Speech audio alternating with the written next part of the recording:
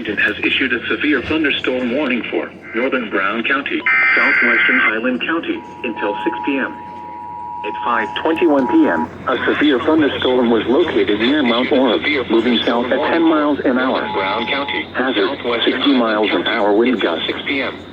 Source, radar indicated. A severe thunderstorm was Impact, located expect near damage Mount to Orab, trees and moving power south lines. at 10 miles an hour. Locations and patches Hazard, include 60 Mount miles an Orab, hour wind Sardinia, gusts. Fayetteville, Source, St. Martin, radar State Route indicated. 32 at U.S. Route 68, Expect damage Cheetown, to trees Green and Bush, power lines. Locust Ridge, Buford, Locations Lake and Lorelei patches and New Hope. include Mount Orab, Sardinia, Fayetteville, St. Martin, State Route 32 at U.S. Route 68, Cheetown, Green Bush, Locust Ridge, Buford, Lake Lorelei and New Hope. U.S. Route 68, Cheetown, Green Bush, Locust Ridge, Buford, Lake Lorelei and New Hope.